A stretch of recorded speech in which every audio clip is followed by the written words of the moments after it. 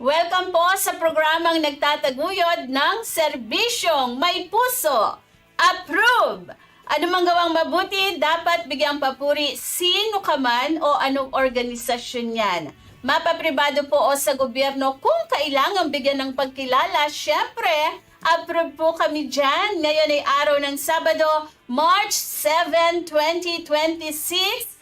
Ako po ang inyong lingkod, Eden Santos. Makakasama niyo po sa loob ng isang oras na makabuluhang talakayan, punong-puno ng impormasyon, at syempre, mga tamang kaalaman. Ayun, dahil ngayon ay Sabado, March 7, meron po tayong kasamang guest. Ayun. Guest agad-agad. Ayun o. Ay, hindi ho kasi sumama lang si Abe sa atin dahil birthday niya today. Ayun o. Happy birthday, Abe! Ayan, baka may gusto kang ipaabot sa mga viewers natin. Ayan. Stay, pretty and healthy. Ayun, and smart. Ayun. How old are you na? I'm already 9 years old. Ayun, 9 na si Ave today. Ayan. Meron ka bang wish sa birthday mo habang nakikinig at nanonood si Tita Weng Maduma? Ayun, yes daw talaga. Anong wish mo? Gusto ko maging stay healthy at gusto ko pa kayong kasama. Ayun, akala ko gusto niya ng regalo. Ayun, ang ganda ng wish niya, tatay, for our, sa kanyang birthday. Gusto niyang maging healthy tayo at para makasama niya tayo ng matagal. Ay, thank you. Nakang-wish mo para sa amin ni tatay, no? Siyempre sa amin ni tatay, wish namin ay lumaki kang mabuti at mabait na bata, no? Ayan, anyway po, mga ka-approve, talagang nag-intro talaga, no? Sa araw pong ito, marami tayong tatalakayin at hindi pa rin naman po namin nakakalimutan, syempre, yung mga masasabi nating balitang approve para kay Kuya Vin Pascua. na siyang naghanda ng mga ito. Bago po tayo pumalaot sa talakayan, panoorin muna natin ang mga balitang approve! Narito na ang mga balitang approve.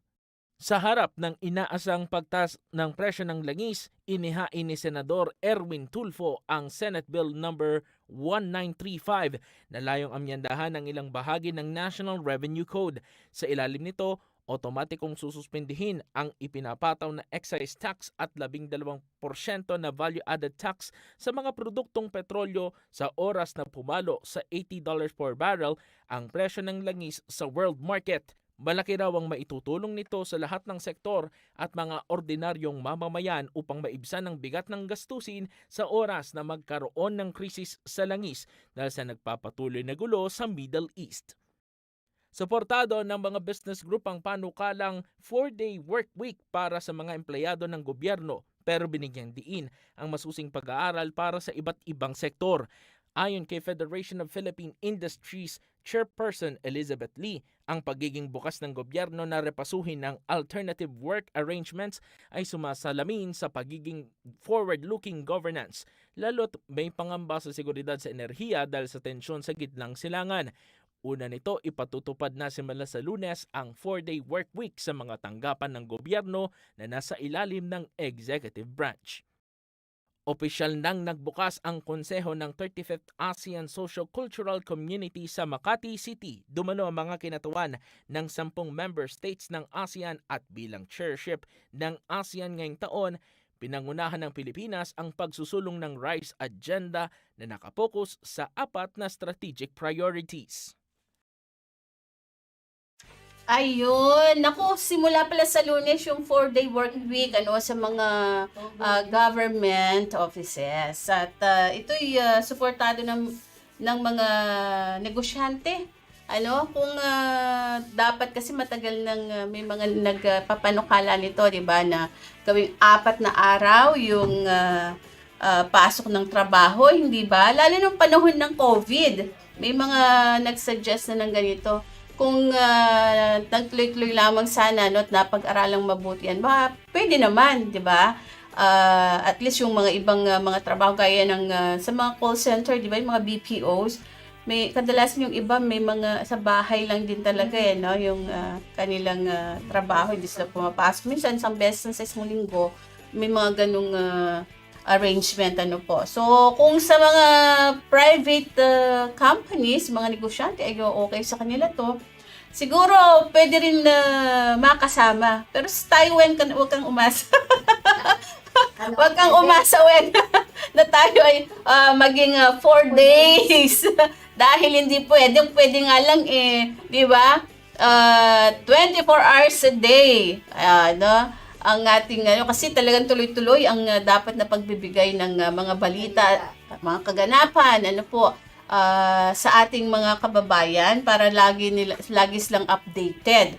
Ikaw nga minsan linggo may pasok ka din, di ba? 7 days a week ang pasok mo. Kasi nga po, kung ang mga kababayan natin ay 4 na araw sa isang linggo pumasok, may 3 araw sa kanilang bahay, yung ibang mga gawain nila, pwede naman nilang tapusin sa bahay, di ba? Dati natatandaan ko, pero hindi naman 4 days ang pasok, no? Si Tita Alice, nag-uuwi siya ng trabaho niya sa bahay. Kasi natatandaan ko, hindi ko alam, mga resibo ba ng mga airfare ba yon na inaasikaso ng pinsan ko. Yun, pwede naman kung pwedeng gawin sa bahay, yung ibang mga trabaho, tapos 4 na araw ka sa opisina, pwede naman yun. As long as makakatulong po talaga na makatipid. Kasi nga ang presyo ng gasolina sa susunod na linggo ay talaga namang medyo malaki-laki yung magiging pagtaas. Sabi nila March to 16 yung gasoline prices daw ay asahang tataas ng 7 pesos and 48 centavos per liter po yun next week. Kaya naman yung sa diesel ay 17 pesos and 28 centavos per liter. At yung kerosene po ay medyo mataas 32 pesos and 25 centavos po. Dahil nga yan sa epekto po ng nangyayaring tensyon, giyera, kaguluhan sa Middle East. Hindi ba? Buti na lamang yung iba, wag lang sanang maging dahilan para magtaas naman yung mga electric vehicles. Lalo na yung mga e-bikes, di ba? Kung malapit lang naman nga yung opisina mo. Kasi may mga narinig na ako na, dapat pala bumili ako ng ganito, ganyan, yung mga e-bikes Baka magulat tayo sa halip na pababa yung presyo nun, di ba? Kasi bumababa yung presyo nun nitong mga nakalipas na mga buwan. Ngayon baka tumaas. Huwag naman po kayong magsamantala yung mga nandyan sa industry na yan. Para naman mas makatulong din kayo sa mga kababayan natin. Kung may mga promo-promo pa nga ito di ba? Itong mga e-bikes na ito, yung mga e-trikes para sa halip na makabenta sila ng marami, baka hindi mangyari yun. Kasi kung itataas nyo po yung presyo ninyo, hindi po ba? So, siguro yung 4 na araw na pasok ay maging productive pa rin. Yung mga empleyado ng gobyerno na kasama po dito sa working arrangement na ito. So, kahit na 4 na araw ang pasok, pero yung inyo pong performance ay ganun pa rin. Baka mas gumanda pa yung performance niyo, much better po yun. Baka sa halip na pansamantala lang yan, pwede nang gawing pansamantagal. Di ba? Kasi hindi lang naman na ang matitipid mo dyan ay gasolina or pati kuryente. Di ba? Tapos yung inyong gastusin, kung araw-araw ka nga naman pumapasok, 5 araw sa isang linggo, minsan 6 na araw sa isang linggo, kaya naman ikaw ay talagang walang pahinga kasi nag-overtime ka pa, di ho ba? Yung expenses mo mas lumalaki, di ho ba? Pero kung nasa bahay ka, sa loob ng 3 araw, ay medyo tingin ko makakatipid po yung ating mga kababayan. Basta tiyakin nyo lang po na magiging productive at maganda pa rin yung performance niyo kahit kayo ay nasa bahay, ano? Anyway, dun sa pagtaas ng presyo ng gasolina, sabi nga wala tayong magagawa dyan dahil talaga namang maaapektuhan po tayo. Pero doon sa mga nasa oil industry, sana naman po maging tapat din tayo, ano? Kung ano lang yung karapat-dapat na pagtaas, yun lang po yung ating ipatupad. Ha? Buti na lamang tayo ay no problema sa gasolina. Ayun, no. Yung may mga motor dyan, ano po, ano pa ba? Maraming mga issue kasi ngayong araw na ito, ano po. Dahil sa mga nakalipas na araw at linggo ay talaga namang marami ang mga pinag-usapan, mga bumangon, mostly pa rin talaga may kinalaman po sa matinding korupsyon sa ating gobyerno, ano, na nagkawing-kawing na, ano, sabi nga lang ang tawag daw yung kawing-kawing yung impeachment, na ano na rin sa korupsyon, sa flood control, yung issue ng ICC o na ano na rin po, na dikit na rin sa meron palang party, may kinalaman, ano po, may kaugnayan doon sa korupsyon, o di ho ba? Pero dahil syempre, sa mga naobserbahan natin, sa mga nangyayari po ngayon, yung mga nagsisiwalat ano po ng mga katiwalian, yung mga nagbunyag ng mga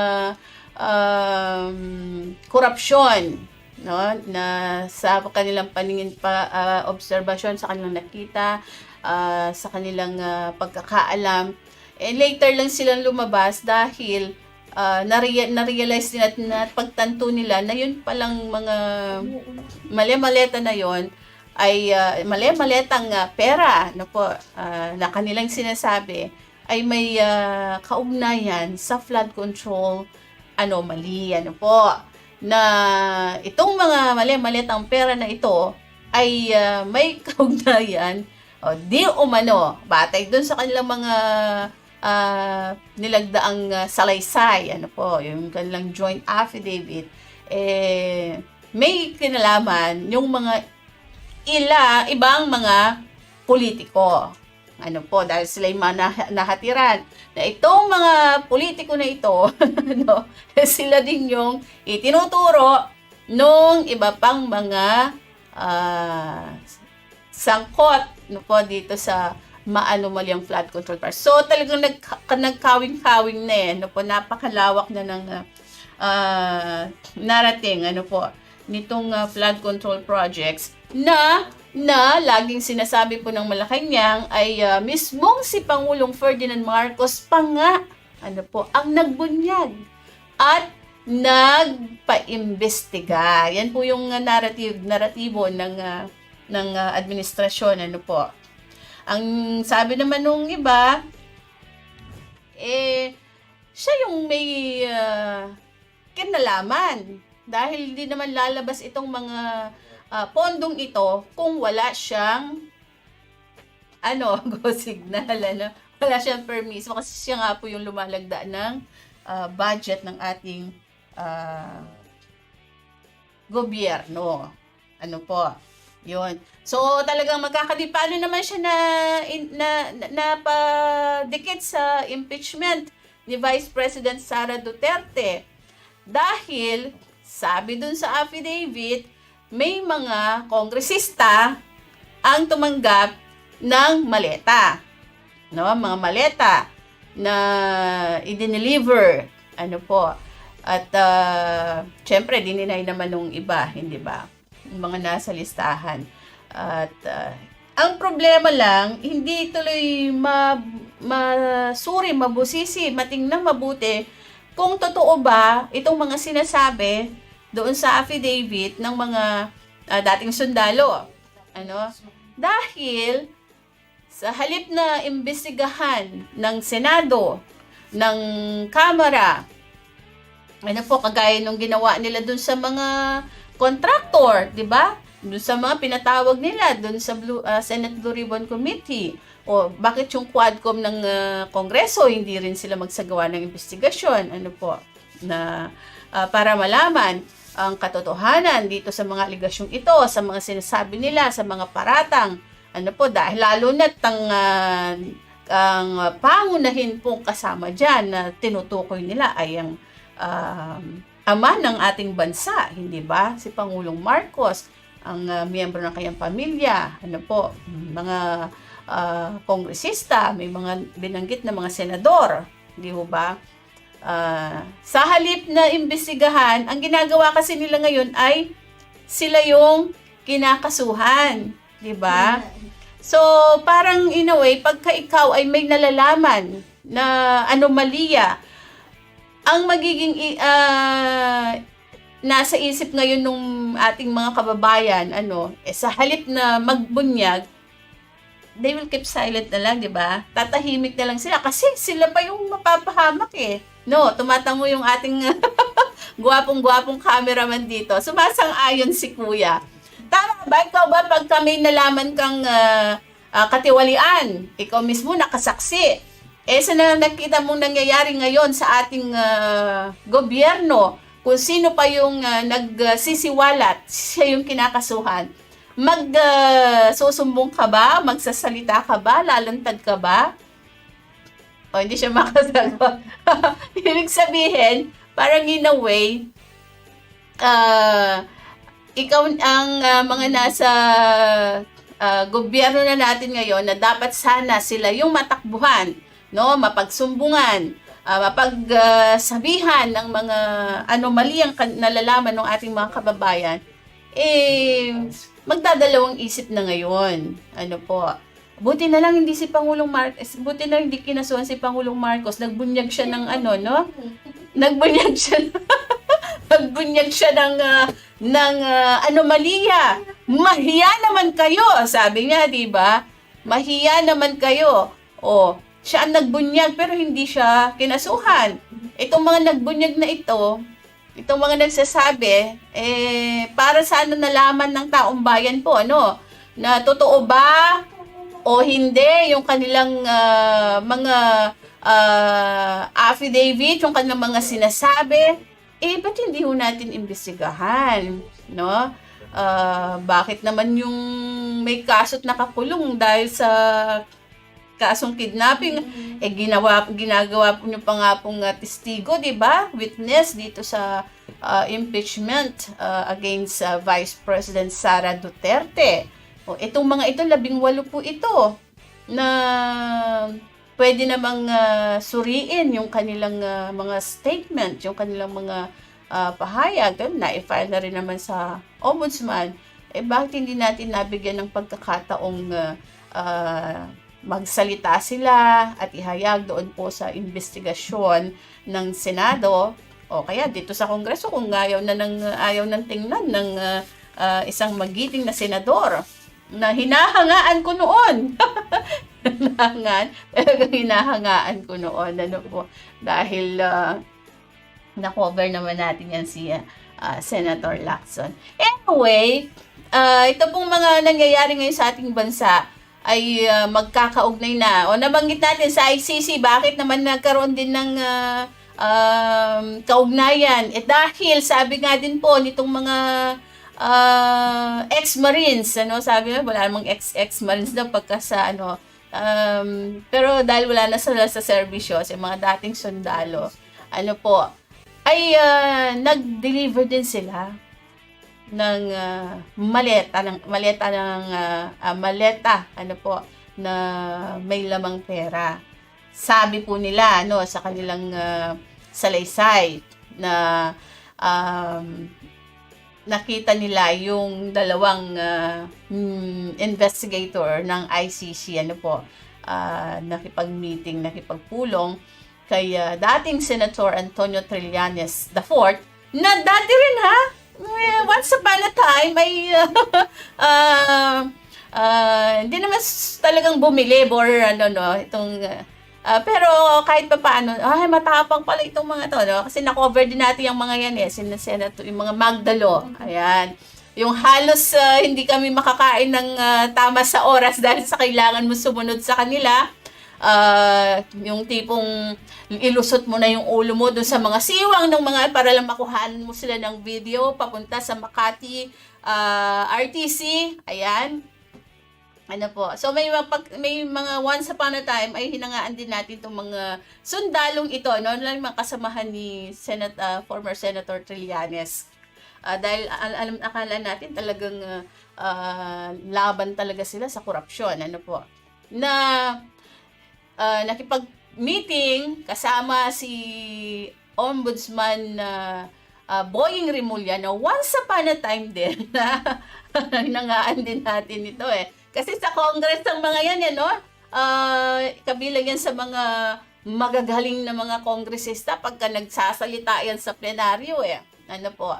At si dating PNP chief Nicanor Torre. Ano po, yun ang sabi sa salaysay, na dininay ni Senator Trillanes, pero inamin ni Ombudsman Rimulya. So, dun makikita mo sino ba nagsasabi ng totoo. Sabi ng mga Marines, nagkaroon ng meeting dun sa bahay ni ganito. Ngayon, may dinala silang mga pera ng maleta. Ano po. Sabi ni former Senator Trillanes, hindi totoo. Tapos later on, parang, kasi numamin na nga, sinabi na nga ni Ombudsman Rimulya, ano po. So, itong mga ganitong mga salaysay po, na 805 billion pesos yung involved, na medyo ngayon kinu-question din kung tama ba daw yun. Kasi kung bibilangin mo ilang maleta, divide pa nila, na talagang in details, gusto nila, dapat hubayaan natin siguro na isa lang ito sa investigasyon, ng Senado at ng Kongreso. Total, nung mga nakalipas na panahon, minsan nagkakasabay pa ang nagsasagawa ng investigasyon ng mga senador at mga kongresista kapag ka ang mga inaakusahan yung mga kalaban ng administrasyon, hindi po ba ang sisipag ng mga ito Kaya nga akala ko, gusto ko nga makita na ay makapag-cover naman tayo ng Quad Committee sa Kongreso, itong 20th Congress na ito, kung iimbestigahan nila itong mga aligasyon na ito. Po. Pero sa ngayon ay walang paggalaw, walang aksyon ang Kamara de Representantes para imbestigahan, alamin ang katotohanan, lalo po't ang mga inaakusahan, ang mga isinasangkot dito sa mga maletang pera na ito na galing sa kaban ng bayan at sinasabing ipinamahagi, i-deliver sa mga iilang politiko, lalo na mga opisyal ng ating pamahalaan, mga matataas na opisyal ng ating bansa. Hindi nyo man lang po naisip na suriin, imbestigahan. Sabi kasi nila, may mga involved din daw kasi, na mga nabanggit na sa listahan. Ngayon, hindi lang listahan na ng mga sinasabing tumanggap ng mali-maletang pera ang minimemorize ng ating mga kababayan, Weng. Pati na rin yung listahan ng mga kongresista na bumotong pabor dun sa sufficiency in substance ng impeachment complaint ni VP Sara. Maraming mga listahan ngayon ng minimemorize ng ating mga kababayan. Sabi nila, tandaan natin itong mga pangalang ito. I-minimemorize po nila. Parang exam ang dating dahil kung titingnan mo, i-memorize nila. Bakit po? Dahil gusto nilang tandaan ang pangalan nitong mga mambabatas, na sangkot, sinasabing sangkot sa anomalya, sa korupsyon, at sinasabing lumagda din, sumusuporta dun sa impeachment kay VP Sara. Sabi, for 2028. Mga ganun ng kanilang Anyway, sana nga po, para makita ng ating mga kababayan na wala namang kinikilinga, wala pong pinapanigan, walang pinagtatakpan, walang yung ating mga mambabatas, yung ating mga senador na ibinoto ng ating mga kababayan, para magsilbi sa taong bayan at sa ating bansang Pilipinas. Siguro, it's about time na total di pa naman totally close yung yung investigation dito dahil ang dami nga pong lumulutang pa na mga testigo, mga ebidensya at hindi pa rin naman nila na ipapatawag. Hindi pa rin naman humaharap sa investigasyon ng Senado, especially ng Blue Ribbon Committee, yung mga paulit-ulit at halos lahat po ng mga resource persons, yung mga involved dito sa maanumalyang flood control projects, hindi nyo pa rin naman po naimbitahan, at hindi nyo pa rin naman naipatawag. Parang hindi na nga rin yata hinahanap. Yan ay, kapag nagtanong ka, nasaan na po? Nasaan na po si dating Congressman Saldico? Hindi natin alam kung ayaw lang nilang i-divulge, pero baka naman alam na nila yung kinaroroonan. Bakit kung alam mo na, ba't hindi mo pa maipabalik sa Pilipinas? Samantalang yung si dating Congressman na Arnie Teves, di ba, naipabalik nyo ng bansa. What more pa itong halos trilyong piso po, ang pinag-uusapan dito na napunta sa korupsyon. Hindi naman siguro mahirap hanapin. Hindi ba kung talagang hinahanap? Sabi nga, if there's a will, there's a way. Bakit hindi naipatawag sa Senado kung nakadalo nga sa ICC sa dito sa Independent Commission for Infrastructure itong si dating House Speaker Martin Romualdez. Sumarap naman siya doon. Bakit sa Senado hindi mo napaharap? Hindi ho ba? Bakit naman ang Kamara hindi man lang nakapag ang sabi kasi ni Kong Adjong, si Kong Zia Alonto Adjong ng Lanao del Sur, ay wala pa naman daw kasing nagpa-file ng resolution to investigate. Sabi ko, hindi ba pwede yung motu proprio? Hindi ba kung talaga? Pwede naman, pero yun ang kanilang idinadahilan. Walang nagpa-file ng resolution to investigate in aid of legislation. Dito sa mga ibinunyag po ng mga dating sundalo. Na ngayon, yun na nga ang nakakalungkot para sa ating mga kababayan. Kung sino yung nagsasabit, nagbubunyag ng mga anomalya, sila pa yung kinakasuhan. So, ang tendency niyan, kapag kayong mga kababayan natin, kahit siguro nakita na niya on the spot na may binaril, may pinatay, may krimeng nangyari, baka hindi rin sila maglakas loob na tumestigo or lumantad para magkaroon ng katarungan, hustisya yung biktima, dahil baka sila nga naman ang balikan, di ba? Sila pa yung kasuhan, or depende naman siguro kung sino yung involved, parang ganun ang sinasabi ng ating mga kababayan, lalo na sa mga nakikita natin sa social media. Sana nga wag mawalan po ng tiwala yung ating mga kababayan sa mga law enforcement agencies dito sa ating bansa. At hindi nila maisip na parang selective ang hustisya dito sa ating bansa. Kapag mga malapit daw sa administrasyon, parang hindi, parang untouchable, ganyan, or hindi man lang pinagtutuunan ng pansin para tingnan ang katotohanan ng mga aligasyon, Ayun. Pero anyway, meron ba, nakaready na ba yung ating mga, kung, para, kasi, mga kababayan, dahil last week ay, yun na nga, sabi natin, pasok na, lusot na sa sufficiency in substance itong impeachment against VP Sara, ay mukhang ang sinasabi kasi ng ating mga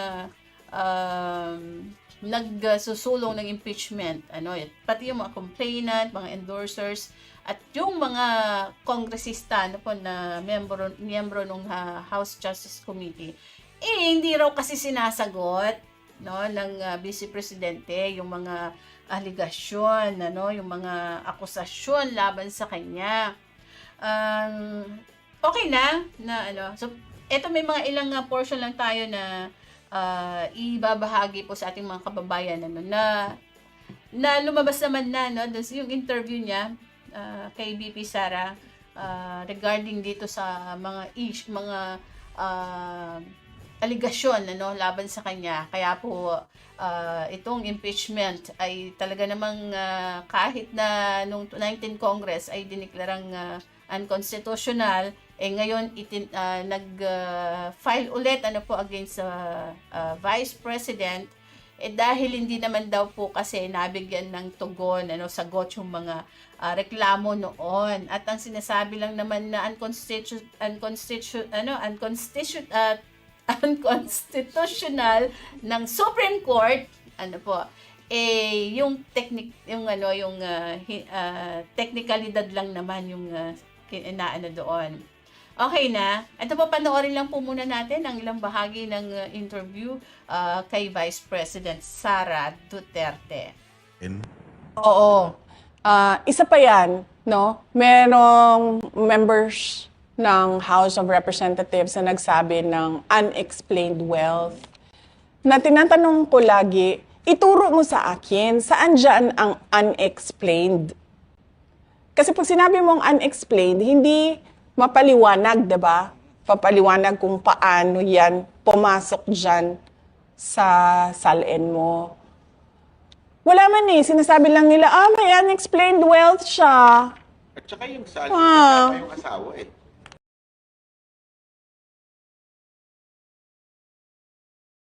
DVP. Oo naman.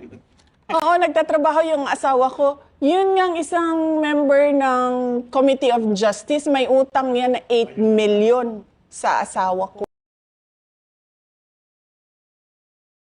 Yung pinakita nila. Kasi hindi mo man pwede ilagay pa yon kasi hindi pa siya kita, kasi utang pa lang siya sa iyo. So, pero matindi, no? May utang na, nag-aakusa pa. Diba? Kapal na mukha, diba? Kaya nga kami mag-asawa tinitingnan namin siya ng mga mga interview niya. Sinasabi ko talaga sa asawa ko. Sabi ko, ito ang kapal na mukha. May utang na 8 million. May gana pang bumanat.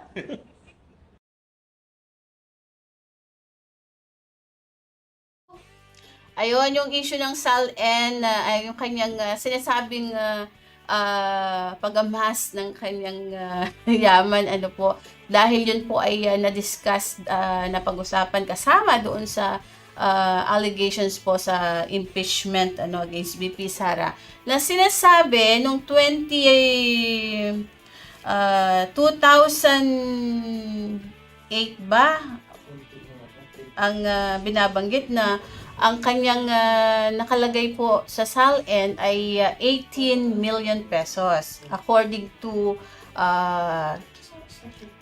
Congressman Ridon na batay dun sa SALN na nakuha niya, na kinwestiyon naman ni Kong Rufus Rodriguez kung ito ba ay authenticated or na hindi naman niya nasagot. At naging lumobo daw po ang yaman ng Vice Presidente sa 88 million pesos noong 2024 ba ito o 2025?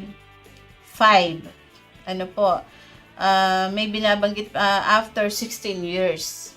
So nag-compute din yung mga kababayan natin, kasi wag po natin ipagkakamali, medyo mahabang panahon yung pagitan ng 2008. Ayaw mong kumita yung yung Vice Presidente, kaya kino-question yung kanyang napakalaking paglobo ng kanyang yaman na nasa SALN di umano. Sabi naman nung kakilala natin yung 150 million pesos na sinasabing di umano, kinita nung mga pumirma. Ito, lang naman, aligasyon po, at hindi naman pa ito napapatunayan. Kaya hintayin natin kung merong magpapatunay na tumanggap nga, ng milyong-milyong piso, ang mga sinasabing lumagda, sumuporta dun sa impeachment against VP Sara. 150 million compared dun sa 88 million na from 2008 up to 2025 or either 2023, 2024. Yung date na yan ang itinaas. So kung susumahin 16 years yung lumipas at naging 88 million pesos yung SALN, yung yaman po na nasa SALN ng Vice President. So yun ang kanyang tugon doon. May negosyo naman yata sila, aside from tsaka yung mister niya nagtatrabaho naman daw, hindi naman yan ang mga binabanggit. So makikita, malalaman po natin yan kapag talagang nagtuloy-tuloy itong impeachment proceedings, ito pong impeachment hearings hanggang sa maging impeachment trial na yan, umabot na sa Senado yung mga sagot. Actually, may mga sagot naman na dun sa mga ibang allegations before pa Kaya lang, sabi nga, kung depende kasi kung sino yung tumitingin, kung ayaw mong pakinggan, ayaw mong paniwalaan. So, kaya sinasabi lang naman po, hindi pa raw sinasagot ng Vice Presidente lahat ng mga allegations against her. Ay, meron naman nagsasabi, nasagot na sa mga previous interviews, mga video statement, yan, malalaman natin sa mismong mga hearing po. Susunod na hearing kung ito ay papasa sa grounds naman po. Siyempre, at napatunayan ng Kamara, ng Committee on Justice na may probable cause dito sa mga allegations, accusations, sa mga reklamo laban kay VP Sara. Doon tiyak na maririnig wag lang sigurong nagsasalita pa yung tapos kinakat na, di ba? Siguro hayaang magsalita hanggang sa marinig ng taong bayan, masagot nila lahat, yung mga aligasyon laban sa kanya. Meron pang may mga pa tayo dyan na naka-ready. Kasi alam niyo po mga kababayan, itong mga nakalipas na mga araw, yung issue ng mali-maliatang pera, yan ay umiinit yung ulo ng ibang mga kongresista kapag na pag-uusapan yan o kaya natatanong May kumalat po sa social media na isang congresswoman from Pampanga ang nagsabing siya ay tumanggap, pero hindi naman yun, binigay naman daw yun. Ang sabi ito ay deep fake. Deep fake daw po yun. Dininay naman nung kongresista na siya yun. At sabi nga nung isang kasamahan niya, yung kanyang colleague, ay bakit naman nga niya ay sasabihin yun, na siya ay tumanggap ng maleta. Pero si Kong Zia Alonto Adjong ay nagpauna na, na siya ay nag-expect na baka mas dumami pa daw yung mga deepfake sa mga susunod na araw, lalo na kapag ang impeachment against VP Sara ay nagtuloy-tuloy na So, inaasahan na raw nila na may mga lalabas na mga deepfakes. Itong mga deepfakes na ito ay yung, kunwari sinasabi ko na ako, si Eden Santos, ay sinasabi ko sa inyo mga kababayan, ako po ay maganda. Ganon. Nasa inyo po yun kung paniniwalaan nyo yung video na yon, kung ako bang nagsabi noon, ako ba talaga, kasi di ba may yung technology natin ngayon napakatindi na kahit hindi ikaw yun, parang talagang pag tinignan mo, ay oo nga syempre unang tingin, pag hindi mo sinuri, maniniwala ka, so kakalat na yan, hindi ho ba? So, yan ay sinasabi po, no, na asahang dadami.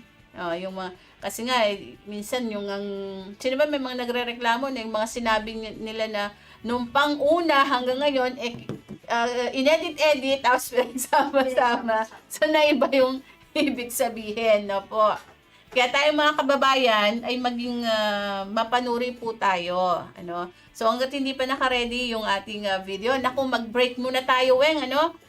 Para naman ma-ready natin yung ating susunod na video. Mga kababayan, huwag po kayong aalis. Magbabalik pa ang programang Tatatak sa inyong mga puso. Approve!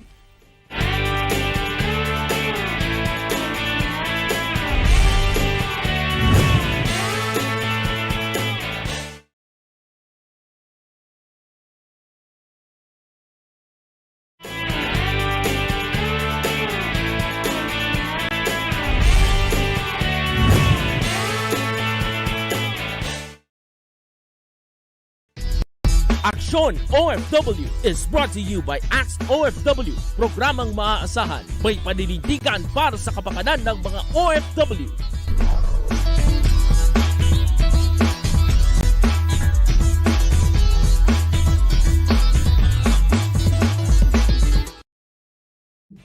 Ayun, sana kung ganun sanang deepfake anong lalabas, ano, na ako, pag siguro positive yung deepfake, ano, baka hindi napansinin ng mga mambabatas, ano po, pero kapag negative siya, naku, sino ba naman ang hindi iinit ang ulo, hindi po ba? Pero kung hindi naman totoo, hindi nyo naman ginawa, at wala naman talaga kayong tinanggap na mga maleta, chill lang tayo, hindi po ba? Kasi lalabas din naman yung katotohanan. Alam mo kasi dito, kapag ka nagsisinungaling ka, mas lalo kang mababaon. Hindi ba, Weng? Kaya sa atin dapat walang nagsisinungaling. Pero kasi pagka sinabing, hindi, sinabi mo yan. Hindi ko sinabi yan. Mag-aaway lang kayo. Di pa bayaan kasi lalabas din naman yung katotohanan na wala kang sinabing ganon. Di ba? Lalo na kung wala naman silang maipresentang ebidensya. O kung meron mang ipipresentang ebidensya, siyempre susuriin yung ebidensya kung authentic ba yun, di ba? O hindi. Hindi ho ba? Pero sabi nga nila dahil sa 54 yung bumoto dun sa sustansya ng mga reklamo, tapos isa lang yung hindi. Yun pa yung kinasuhan sa nireklamo sa ethics, po. Well, tayo dun sa halimbawang ginamit ng kongresista, ni Kong Suntay, hindi rin naman natin yun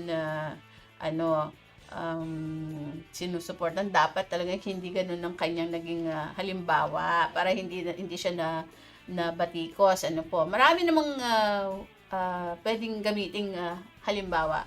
Pero malinaw yung kanyang gustong ipaabot doon, po, na kapag yun ay imagination lang, hindi ka pwedeng impeach, di ba? Hindi ka pwedeng reklamo. Kaya lang napasobra siguro yung kanyang dahil yung talagang, yung kanyang, minsan, yung bang kitang-kita mo naman yung totoo, no? Kaya lang, yun. Kitang-kita mo na yung pattern dun sa mga kasamahan mo. Kaya minsan, kahit yung gusto mo maging chill lang na ka na rin. So, napasobra na tuloy yung kanyang paliwanag doon. Pero malinaw po yung gusto lamang tumbukin, ipunto ni Kong Suntay doon sa kanyang halimbawa. Kaya lang talaga yun na lang dahil medyo sikat yung yung nabanggit na inihalimbawa po niya. Anyway, abangan po natin yung mga magiging kaganapan dyan, tayong mga mamamayan na Pilipino, since alam naman natin na talagang very aware yung ating mga kababayan sa mga nangyayari sa ating bansa. Mapapolitika man yan o kagaya nung giyera, yung tensyon sa Middle East, very aware at saka po talagang nakiki-engage yung ating mga kababayan dahil nakikita naman nila napapanood, hindi lamang sa telebisyon, napapakinggan sa radyo, nababasa sa mga dyaryo, lalong-lalo na sa social media. Ang bilis kasi niyan di ba? At yung mga kababayan natin, kahit nagluluto, naka sa SOCMED no? Kaya nakikita nila agad na yung mga nangyayari sa ating bansa. Buti sila'y mapanuri na. Sabi nga hindi na mga madaling paniwalain or masway ng mga yung ating mga kababayan dahil mga nag-iisip po matatalino na yung ating mga kababayan. Hindi basta-basta naniniwala. Pero syempre,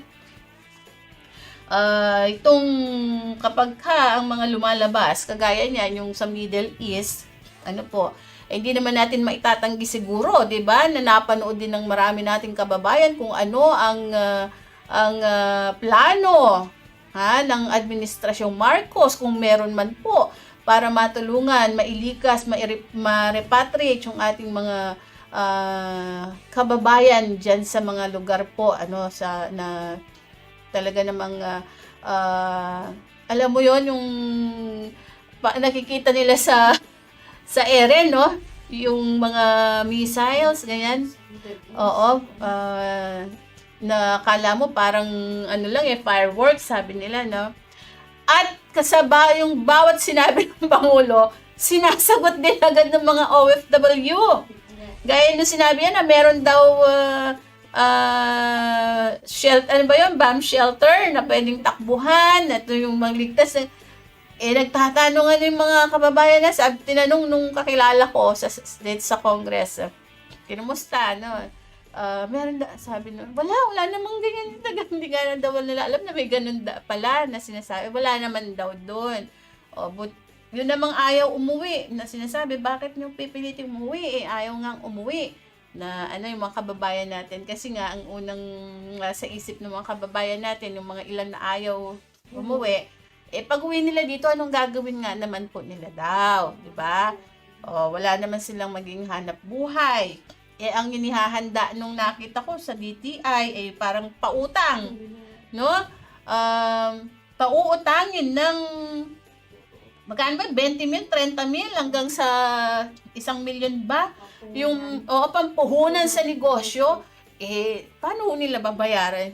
Yun, di ba? Kung paano kung nalugi? Kasi yung business na sa halagang 20,000, ano ba yung pwedeng negosyo mo na yun po yung mga nakita lang natin ng mga ilang binabanggit na po ng mga ahensya ng gobyerno. Pauutangin. Yung ating mga OFW. Bibigyan mo pa ng problema. Wala nang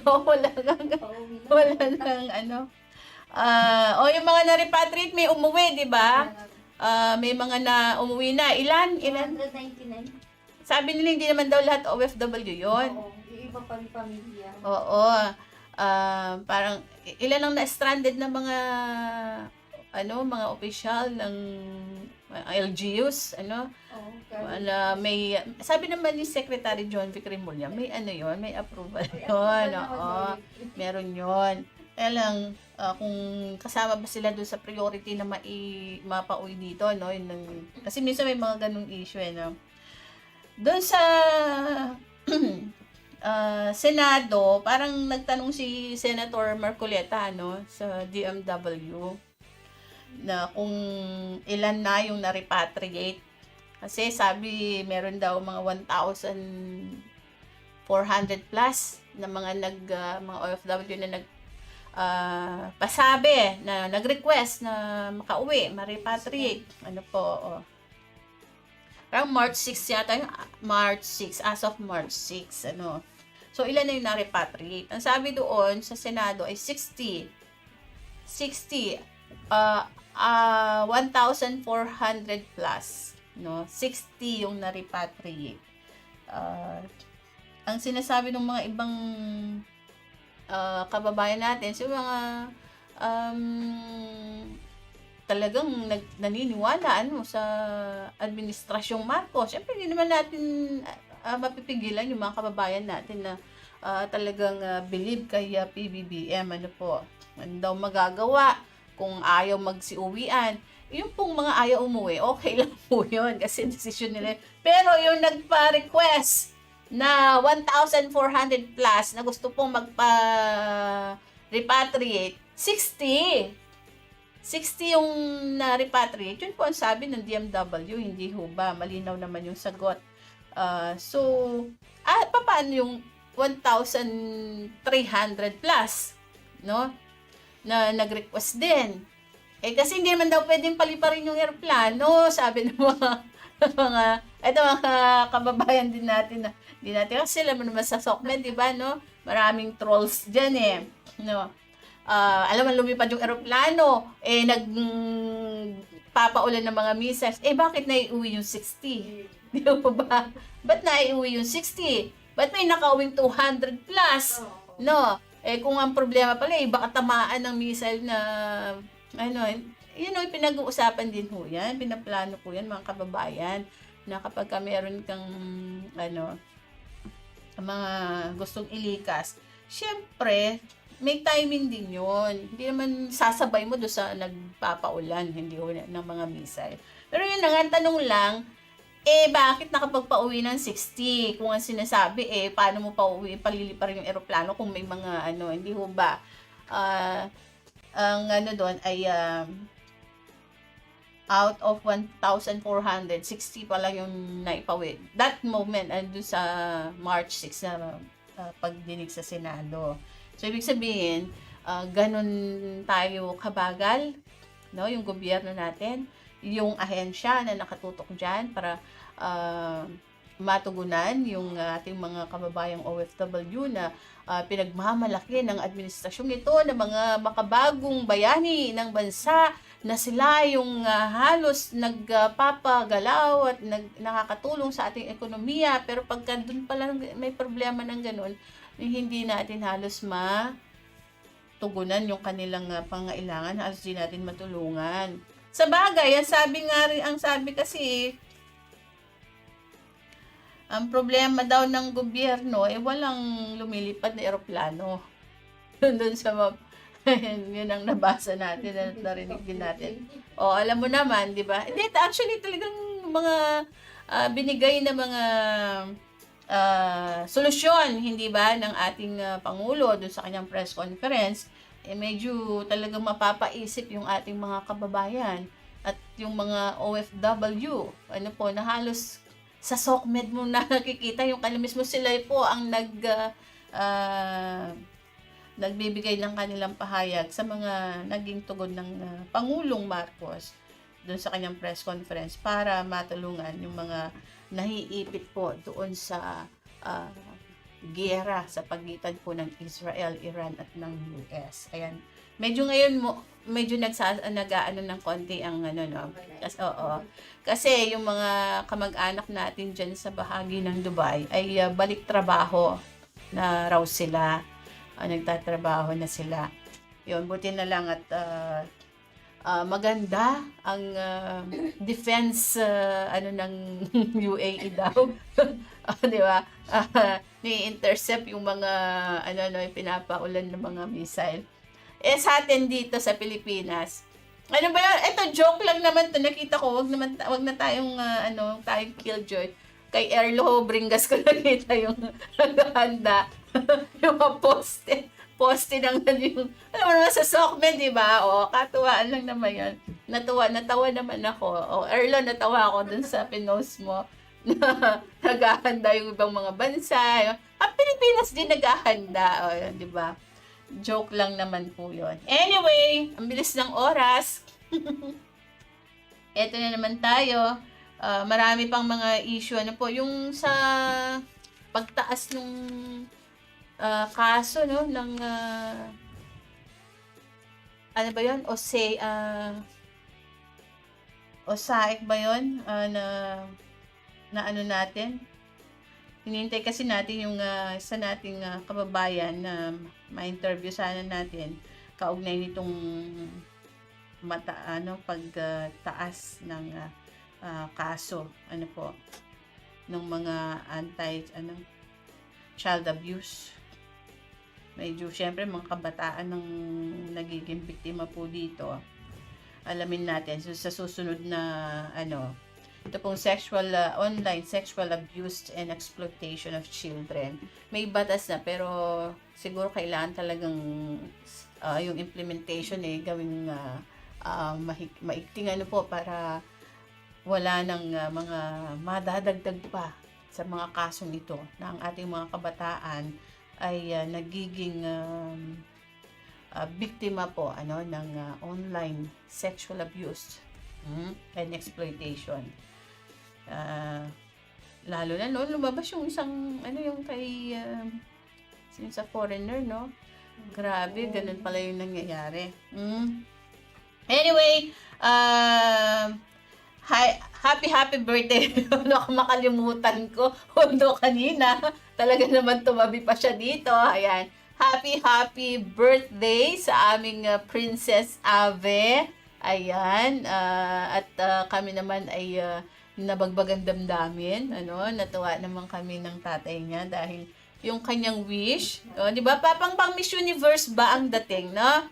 Ang wish ng aming anak sa kanyang birthday ay maging healthy kami at makasama pa niya kami ng matagal. Ayun. At syempre, happy viewing, watching kay Mama Tel. Ayan, Ethel Suarez. Dyan sa Payatas, Quezon City. Ayun. Ay, Mami Edith Sudla dyan sa Cavite. O, syempre, hi kay Kuya Brian and Kuya Kenneth. Ingat-ingat kayo. And syempre, sa Dado Polyclan sa Caluluan Concepcion Tarlac, Maya Gatpanapon, mimingat kayo. Lola Beth, ayan, chill lang, ha. Syempre, pray lahat tayo para ikaw ay maging mas healthy at lumakas pa, no? Tito Philip and Tita Alice, ayan, parang nagbabakasyon na lang din kayo and we're hoping na kayo ay makabalik dito sa Green Condo. Yon, mapasyalan ninyo si Kuting. Ayun. At syempre, happy birthday din pala kay Ate Cecil Rebano, dyan sa Australia. Mama na, Tito Bong and Kuy, hello sa inyo dyan. Ingat kayo, Mama V, Tito Au, syempre si Ulap na nag-enjoy sa Canada. Kuya Yeng and Tita Camille. See you soon. Ingat-ingat kayong lahat dyan. At syempre sa Arevalo family, Mama Se, ayan, sino pa? Hindi ko na mabanggit lahat. Ay, Apple, ha? Get well soon, Apple. At get well soon din kay Kuya Tek, ayan, kay Kuya Rex Felix. Medyo siguro na over fatigue sa sana yan ay dahil lang sa excitement, at and syempre best wishes sa kanila ulit ni Ate Chame. Good luck. Ayun. Pagaling ka, Kuya Tek, ha? At syempre kay Ate Lee, kay Ate Lee Canla Salvador, kapitbahay natin, Weng. Sila ay nasa BGC. Ayun, kami ni Weng dyan sa may Green Condo. At syempre sa aking bossing Mark, I love you po. Ayun, baka magtampo, sabihin. At syempre sa daddy ni Kong Jan, kay Daddy June, we're praying po na sana mas maging mabilis po inyong paggaling. Ayan. At syempre, see you soon, Tito Jan tuloy sa Kong Jan. Ayan, ingat ka po dyan, ha? At see you on next Saturday or next Saturday pa. Kasi pagka nakasama na natin si Kong Jan, ibig sabihin, magaling na si Daddy June. Ayan. Okay? At tayo po ay magpapaalam na dahil ang ating oras ay 3:01 ng hapon. Lagi pong tandaan, public service is a public trust. Ako po si Aden Santos. Ito po ang programang tatatak sa inyong mga puso. Approve!